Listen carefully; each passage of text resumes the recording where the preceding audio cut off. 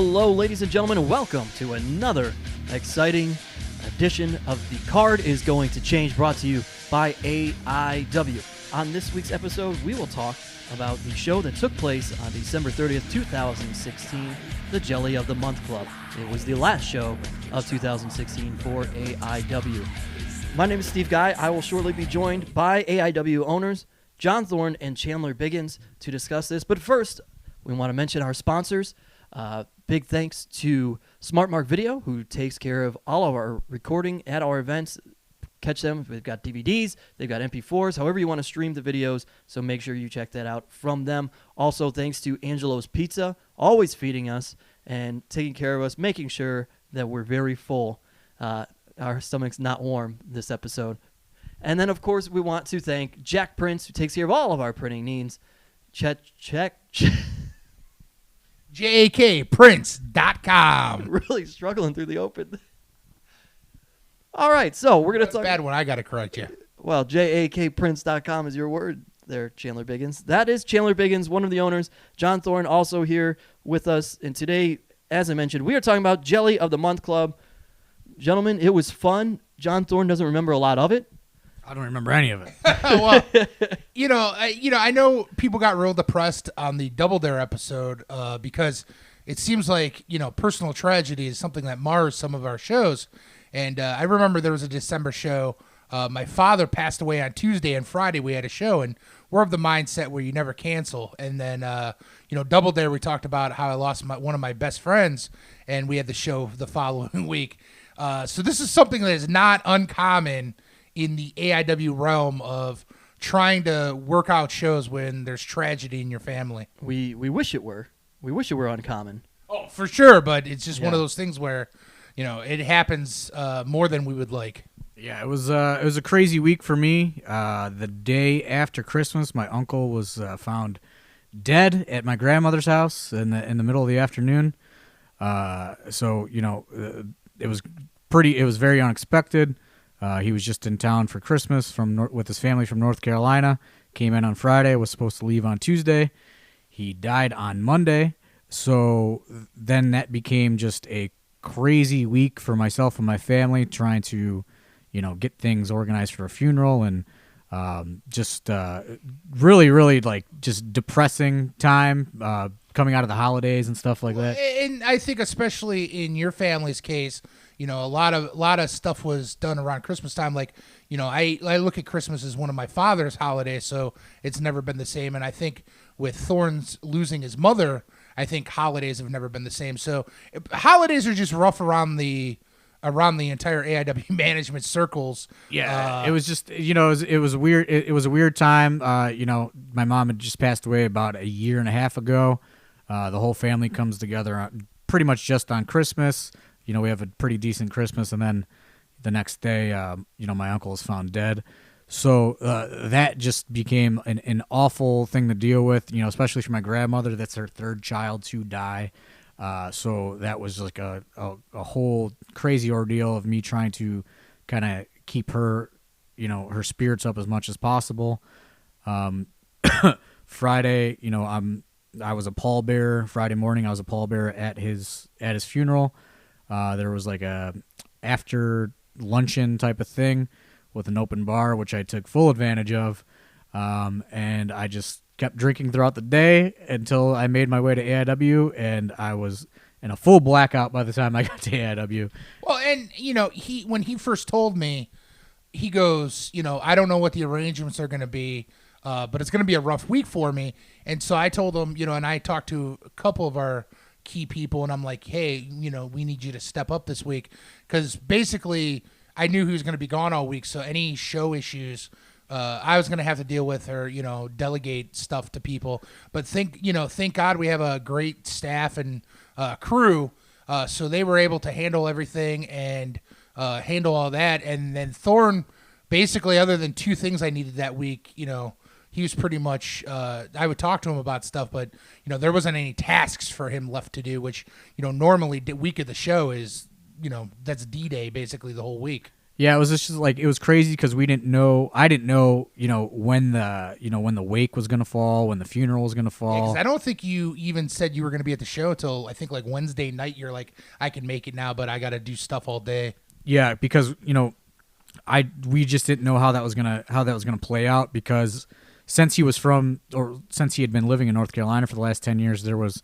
a discussion of possibly doing it all in North Carolina. So my family didn't know if we were gonna have to, kind of pack up and shoot to North Carolina or what. So it was kind of a hectic thing trying to work all that out with, my aunt, his wife, and my grandma, and everybody else that, the rest of the family. So once it was finally worked out, I was able to kind of coordinate my schedule that I was going to be free by the afternoon on Friday, and I was going to be able to make it.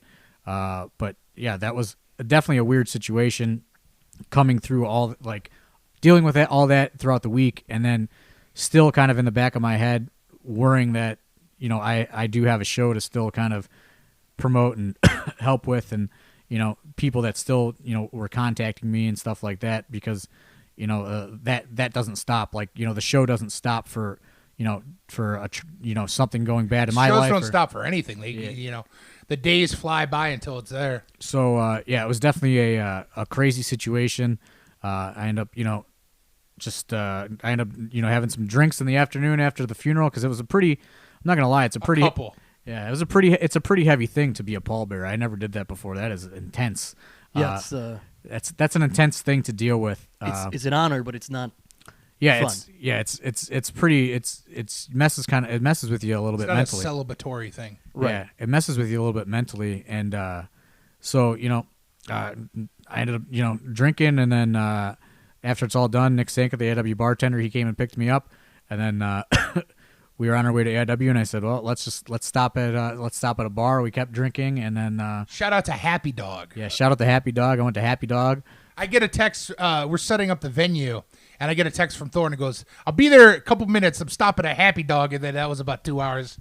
Yeah. So I was feeling pretty good, and I legitimately, I think it is the AIW show I saw the least of, because I get there, I talk to some people, whatever.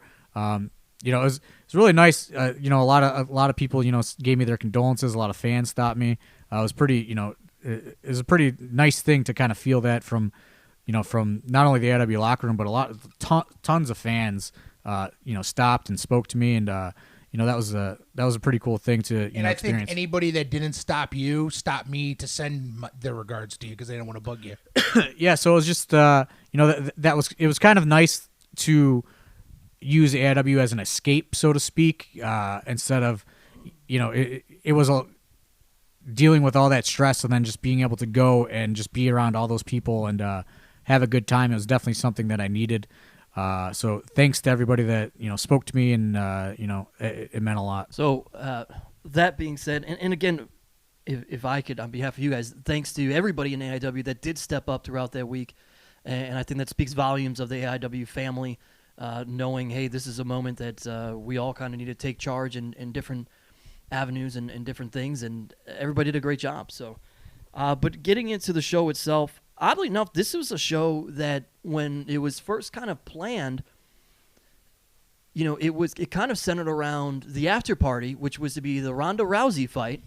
Your best friend, Chandler Biggins. Yeah, my best friend. We were talking before on like the AMA episode about scheduling around other things and all this stuff, and we picked out this date because it's hard to run before Christmas in December, because people are using all their money for like gifts and Sure. Family stuff, and then it seems like the good part of December is between Christmas and New Year's, and it just fell on the 30th this year. And usually we have no problems running between Christmas and New Year's. Well, then all of a sudden there's rumors of a UFC show, and we're like, oh, that's weird, because I thought they were on Saturdays, which that won't affect us too much. But then we heard rumblings of Ronda Rousey, and then we're like, oh shit, because we were thinking this is going to be one of the craziest things ever. And, obviously, we had Ronda Rousey this year, so we want to, play towards that. So we're thinking, let's set up an after party, which we did. And we're going to keep the show shorter, because I definitely think that, when the pay-per-view buys come in, it's going to be a major major hit. Yeah, we knew, we kind of planned for this months in advance because once the rumors kind of started coming out that Ronda was coming back, it was coincidentally right after she had appeared at AIW. So, I spoke to Shayna and I said, hey, what do you know about this? And it was kind of like, hey, I'm pretty sure, yeah, that's going to happen before it was announced. So we kind of knew to plan accordingly because we knew no matter what, even if you're not a UFC fan, people wanted to see a Ronda Rousey fight for the most part. For better or worse, people wanted to watch it. And with the whole story and everything, we thought this is going to be a huge cultural thing, not just oh, I like MMA. Yeah, so we had planned well in advance to keep it a much shorter show so people could so we could accommodate people and they could do both. And initially, there were thoughts we were going to have Shayna booked on the show, correct? And she was booked, but then she got the Japanese tour that she's on now. Yeah, so initially we were going to do something similar to Bloodsport, that's why we had Matt Riddle initially booked. We had Shayna booked, and Shayna was offered the tour of Stardom, and she'd kind of she asked if she could take the show off, especially since the big we didn't really discuss last week, but the big blow off match that we wanted to do was her and Heidi for a rematch, and since we had to do that well in advance, before we really wanted to do it, we did it at Hell on Earth to get Heidi one last time. We had no problem giving Shayna December off, because that was really the big money match as it was. So we had really no issue with that, and then obviously the whole Matt Riddle thing happened.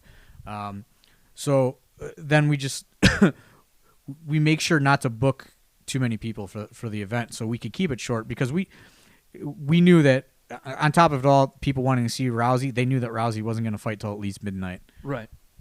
So then we get the show is happening in itself, and we talked about last episode a gentleman who took about a decade off of wrestling, opened up Hell on Earth, and it went so well. Why not give Mike Tolar the opportunity to open up Jelly of the Month Club as well? So Mike Tolar makes his second match back from retirement. He's back full time. He, Thorne said last week, he's feeling it.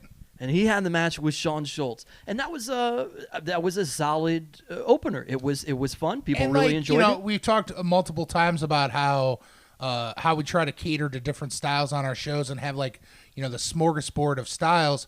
And I think they definitely were kind of like a not a WWE style, but like a more ground-based professional wrestling style. Just like a good old-fashioned, pro wrestling. Just solid work. Yes, and both of those guys are, Shawn Schultz especially is, what they would probably call a good hand or whatever in professional wrestling. The guy has all the fundamentals in the world.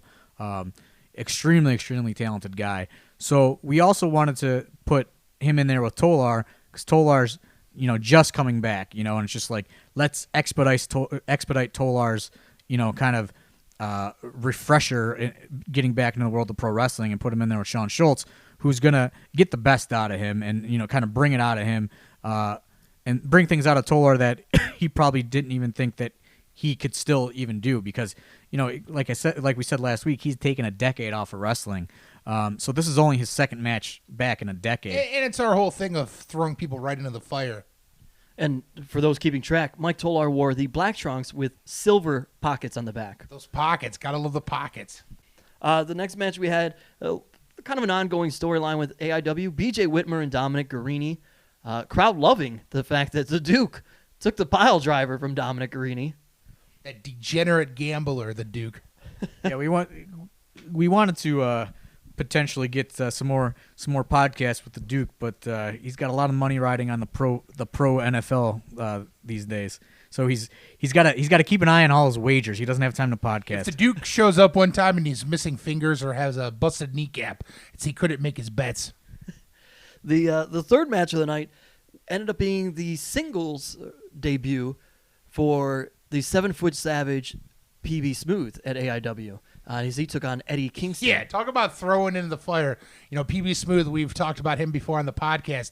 I don't think, and same thing we did with Frankie Flynn, I don't think there's anything scarier than realizing Eddie Kingston, the guy that hardweight bloodied most of the Chikara roster at one point or another, is coming. And we kept telling Kingston leading up to this match, we want Yonkers Eddie, not Orlando Disney World Universal Studios Eddie.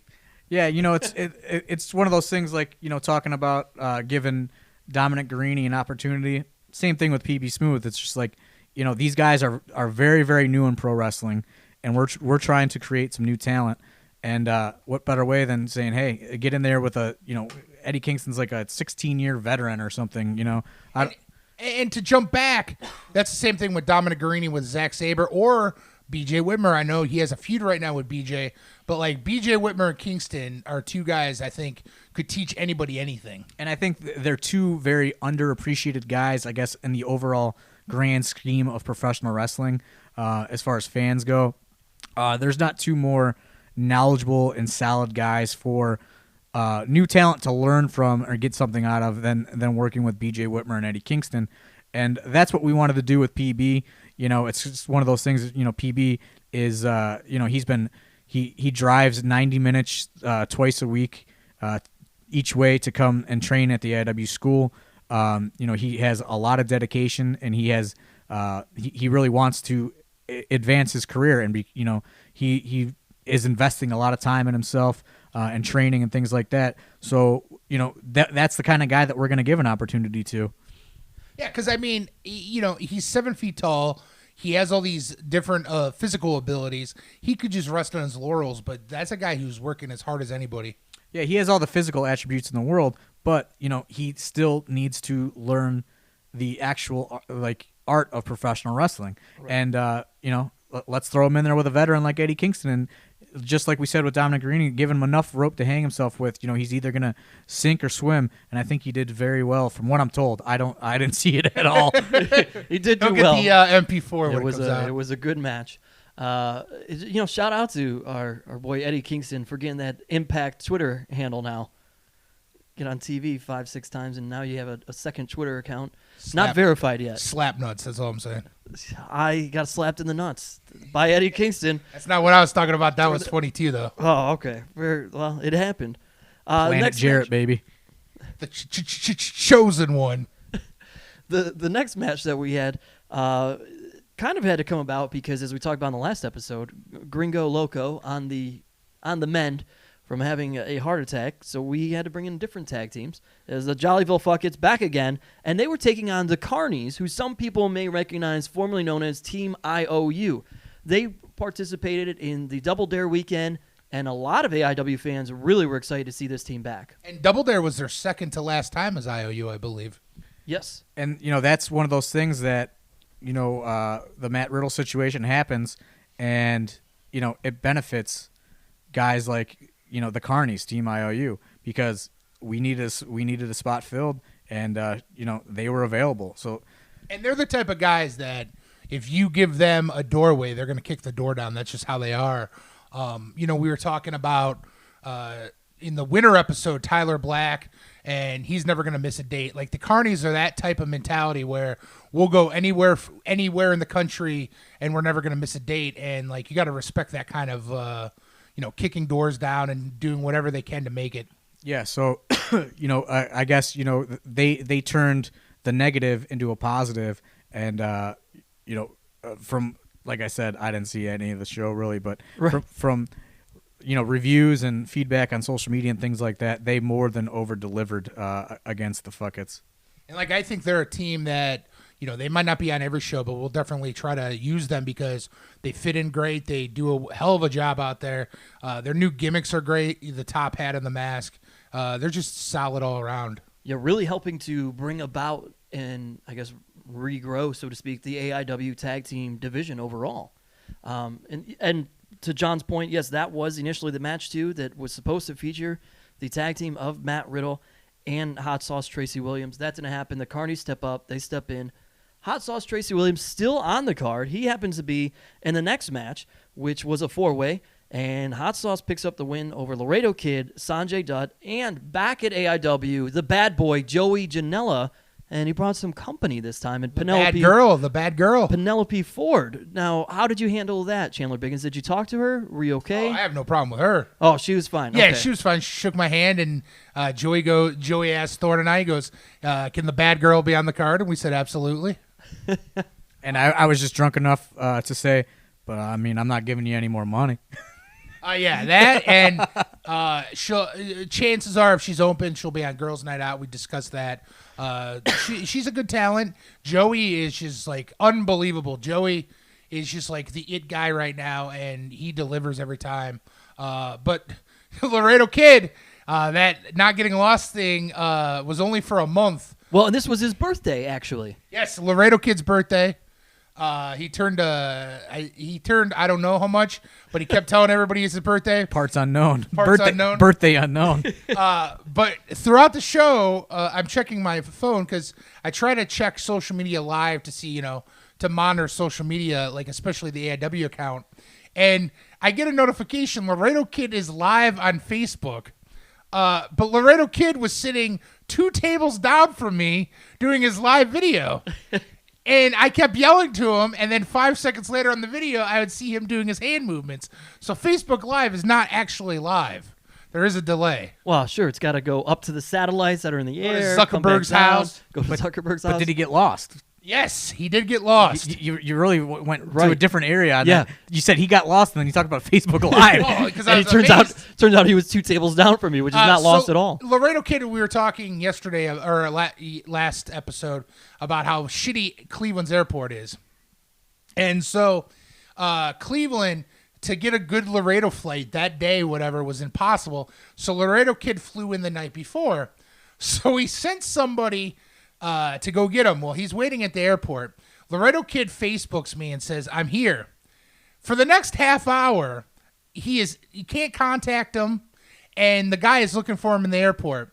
All of a sudden, probably about 45 minutes later, Laredo Kid hops back on Facebook, goes, "Oh, I'm in the car with the guy." The guy asks Laredo, "Where were you?" He goes, "Oh, I was on the plane." And then he goes, "But where were you for the last half hour, 45 minutes?" Laredo goes, "Oh, I'm here now." So we don't know where this time went. But all I do know from this is at some point there's a photograph of Laredo writing Laredo in snow. So I think he had disappeared, and Yeah, he definitely went outside somewhere. and he just Well, I think that was at the hotel, but it might be at the airport. I think he may have just decided. I don't know if he's ever seen snow before. He wrote. All I know is, I'm dealing with all this family stuff, and I look on Facebook and I just see Laredo written in snow. Laredo Kid. written in snow. Laredo Kid written in snow in my Facebook feed, and I go, what the fuck is going on? Like, is he here? Like, I don't think Thorne ever knew that he was coming in the day before. Yeah, I had no idea. So I was super confused as to why Laredo Kid was writing his name out in snow. So the person that we sent to get Laredo Kid at the airport, usually it's Dave the Potato Dawson, but he was busy that day doing what? I don't know. So the person we had at the airport goes, "I can't find him." I said, "Check the Cinnabon," because Laredo Kid strikes me as a guy that loves cinnamon buns. What a strange topic. But that's what I told him. I said, "Check the Cinnabon at the food court." And was he, in fact, at the Cinnabon? No, he wasn't. So you were wrong. Yeah, I don't know where he was.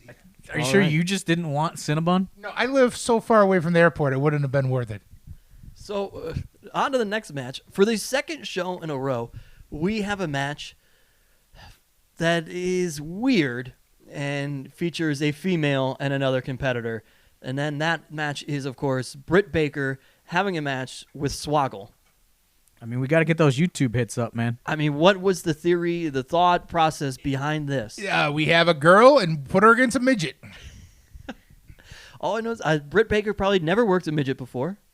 And Just like Teresa Smothers. right, exactly. And that's why we had back to the four-way. That's not why we. That's the secret reason why we booked Sanjay Dutt is he's Swoggle's handler. He has to agent all He Swoggle's agents all the matches. That's right. He's the official producer for all Swoggle matches. He did agent the Swoggle Tracy Smothers match. Shout out to Sanjay Dutt, who is at least the one person in the world that appreciates me on this podcast. Shout out to Sanjay Dutt for giving me the best compliment I've ever received in my life. He says, "I am the most well-functioning drunk he's ever seen next to Jeff Jarrett." And that's a hell of a compliment. That is a hell of a compliment. And I think everybody on this podcast does love Double J. Shout out to JEFFJARRETT. But I don't think I've ever received a better compliment than being a just as well functioning drunk than Double J. Mr. Dutterson, Do you very have balsa complimentary. wood guitars? I wish. Do you have laser engraved John Thorne guitars? I wish you did. No, I don't. I do not. But I'm sure words can give us an accurate count on how much is in the TNA warehouse. So- Robbie E. Hater Shades. No, none of those. So Swoggle and Britt Baker have a couple elements to this match. Starts off with a slow dance to the theme from Titanic, Celine Dion's "My Heart Will Go On," and then Swoggle tries to romance her a little bit, and then it got kind of aggressive there, don't you think, Biggins? He tied her hair to a guardrail. Midgets are angry. He actually threatened to stab me in the throat if I untied her hair from the He was in guardrail. Leprechaun Origins, man. Yeah. That's true. And then Swoggle, he made it to the after party. More on that. We'll talk more about on that that. momentarily. As Eddie Kingston. The next match was the Intense Championship title match. Alex Daniels with Gregory Iron taking on Matt Cross and the return of Grandma Cross. Which she just bought a GA ticket, but somehow found a seat in the front row. Front row. And 'Cause she was sitting in the bleachers, but then for this match, she moved up like it was like WrestleMania right. when they moved We're that moving certain the match's families. family. Exactly. I don't know. She came in through the front door. Everybody's like, "Oh, she's a plant. She's this." She came in with M Dog's mom, and they bought tickets. And then she asked me where the beer tickets are. Finds herself in the front row. Finds herself confronted by Gregory Iron. And for the second show in a row, Whoa. Gregory Iron. M Dog started it because he goes, "Grandma, get him." And that's another clip on the internet that I find hilarious. I don't think it's a Vine anymore because Vine's dead, but it was a quick clip on Gregory Iron's page. He had a video somehow. Yeah, Grandma Cross just throwing straight chops right to the chest of Gregory Iron. I got to get sober for these shows, man. Oh, I lose yeah. a fan attacked Gregory Iron finally after all these years, I mean- and it was an 80-something-year-old woman. It started off with Greg Iron saying salacious things towards Grandma Cross, Well, which the is not best part appropriate. was when I'm watching it, he's doing pelvic thrust and blowing her kisses, and then she starts blowing kisses back, and I thought, "Whoa, this is getting weird." And then she But I beat him think she down. was trying to lure him in to attack him. That's exactly what happened. I basically take a night off and fucking all control is lost when Biggins has the keys to the castle. Yeah, 80-year-old women are on the card. What the fuck? Well, in the final match of the night was supposed to be Josh Prohibition, Tim Donst, and if you were at the show or Josh Prohibition versus Ray Monroe. yes, sorry, Josh Prohibition versus Ray Monroe. It becomes Ray Monroe versus Tim Donst because Tim Donst attacks Josh Prohibition. Yeah, and Josh was already coming into that injured, so Tim Donst just re-injured him, so that's why he was not able to wrestle. Shows how much I know. All I know is Tim Donst wasn't even booked, and then this fucking... He was there in a Santa outfit, and then he gave the Santa outfit away to somebody. Yes, Santa came out distracting Josh Prohibition. Which, And Tim Donst using Santa Claus as a distraction when it was the 30th of the month. well, I think that's why Josh was so confused. Biggins, what the fuck do you got going on the show? Tim Donst must have found like a 90% off Santa outfit on the way to Cleveland. And Tim Donst, he just kept rambling about trying to get Gary back to get to Lobster Buffet. I don't know what's going We're on. losing all control, I man. don't know what's going on at that lobster buffet. Thorne gets drunk and he just Lobster Buffets and Santa Claus and I gotta enter the fucking AA program or something because this show sounds like a fucking circus. The show itself was fun. Obviously, pick up Jelly of the Month Club from Smart Mark Video, however you want to watch it. But then I'm definitely gonna pick it up because I don't fucking remember anything. But then the real Fucking action, Santa Clauses and midgets and fucking Tim Donst. What the fuck, grandmothers? the real action comes at the Jelly of the Month Club after party. Once again, thanks to Mahals. We hope you'll have us back after we finish this story. We're invited to watch the Ronda Rousey fight there. Which they coordinate in a matter of days. Yeah, they give it was us a very last minute. Because it was somebody named Steve Guy's responsibility to find us an after party.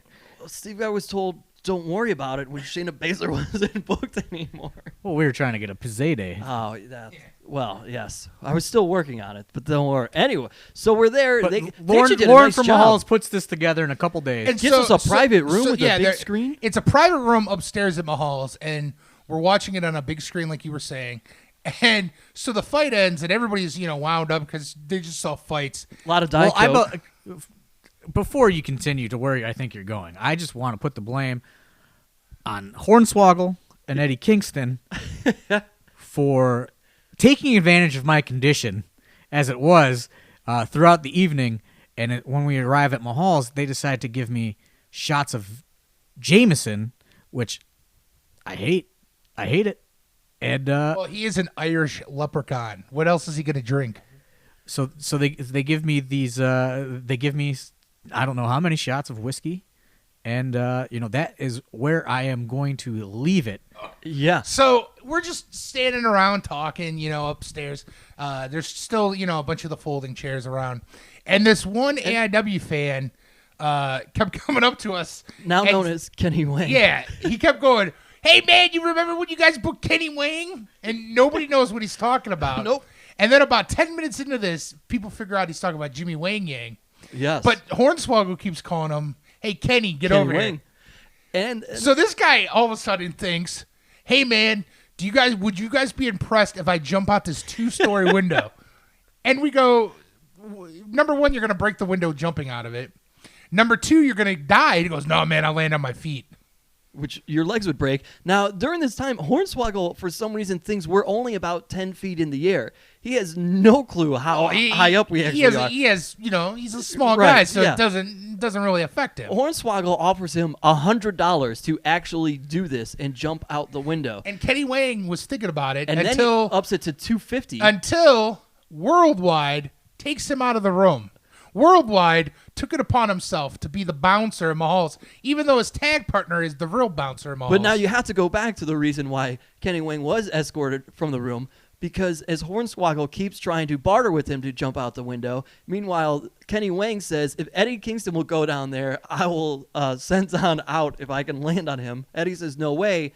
And then this is where drunk John Thorne comes into play. John Thorne at one point, I think, was asleep. He was. And then he wakes up. The He jacket wakes up- comes off. Yeah, he wakes up, he throws the jacket off, and He's wearing just, suspenders. I had a full suit on. Suspenders are on.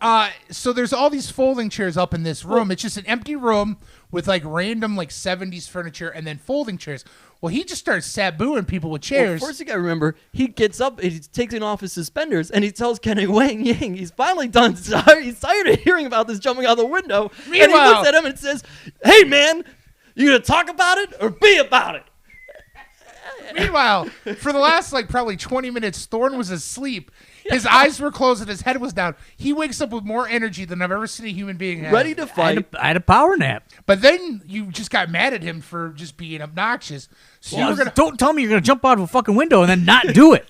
And So- this is why he gets escorted Yeah, out of the room. Worldwide escorts him out. Well, you get mad that he's gone, so you start. Because sabuing. the guy was going to jump out of a window. How stupid could you be? He starts throwing steel chairs at me. Yeah, you start throwing him at Steve Guy. I just catch one out of the air. Steve Guy just catches him and swats him away. That's my way. Then you hit somebody. No, before Kaplan, there was somebody else he hit with a chair. He knocked a drink out of my hand eventually. Okay. Oh, threw one at Worldwide when he came back in the room. Yeah, Worldwide because he came took back in the Kenny room. Wang Because out. you didn't let the guy jump out of the window. So then he hits Kaplan with a chair. Well, Kaplan's so dumb that he just let the chair hit him in the head. He wanted to, Unprotected yeah. chair shot. Well, then me and Hornswoggle are standing like against the one room. All of a sudden, a lady runs out in her pajamas going, get the fuck out of my house. So this room at Mahal's is some lady's apartment. Well, it's people who work there, and the one of the owners stays there when in town. Okay, well, she was in pajamas, I mad guess, that is the steel case. chairs were being thrown. Well, you can't see blame anybody her. in pajamas, You can't dude. exactly blame her.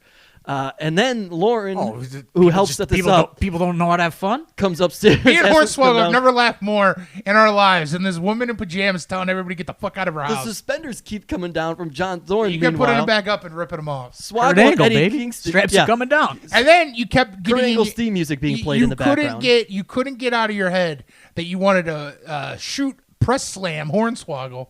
So you keep trying to lift him, but he's a very bottom heavy fella. Yes. He's Then a we're- heavy little guy. Then we're Eventually you That's got him what up you though, said. and you couldn't believe it. And then we're downstairs in the bar area because And we you got give kicked out. you give a fireman's carry to a weird body. F5. Well, it ready was to more F5. of a fireman's carry because you were running around. Oh, with actually, him. no. I was going for an angle slam because the straps were down. Right. You were running Almost- around with him on your shoulders. Almost hit his head off a pillar. Yeah, his head almost knocks over all the bottles, hits up on a pillar, and he just is like, That fucking guy shouldn't have woke me up. I would have been sleeping fine. In that lady's house. Meanwhile, also still shouting, "I will never retire." Oh, yeah, so at some point I became Ric Flair. Wild Kurt Angle. Wild Kurt Angle. They all blended together, and it just chaos. So basically, the after party is John Thorne being drunk, being was fun, though. Mahals loved it. being antagonized by I don't Eddie know if they Kingston loved it, but and Swaggle. They invited us back, so it can't be that bad. Nobody gets arrested on this night. However, I will say this, because Eddie Kingston crashed at my place. We get home. We're there about 15, 20 minutes. Eddie's taking a shower. 2 cops show up at my door. What do they want? They come knocking and pounding on the door. They say, we got a call for a disturbance, that there was a big brawl going on at your address. What? I'm like, what? The brawl was at Mayhall's, not at my house. I'm like, I don't know what you're talking about. My buddy's a professional wrestler. I work the show. We just got back. I mean, we've only been here for maybe 15, 20 minutes. Really? Yeah. And I'm like, definitely wasn't us. And no they're police like, came for me. and they're cool. Can we just Has Lakewood cops never seen a half Puerto Rican, half Irishman? Well, that was so they are standing outside, and then they say, "Do you mind if we come in? Just make sure nobody's bloody and everything isn't, messed up." I go, "Yeah, sure, no problem." Eddie was in, as I said, was in the shower. I'm standing in the kitchen. My bathroom is connected to the kitchen. Bathroom door opens up. There's Eddie Kingston, shirtless, walks out into a room with 2 cops. To have I'm sure he's used to that. right of all people, Kingston, I would almost wonder if the cops think you're some kind of hostage or something. exactly.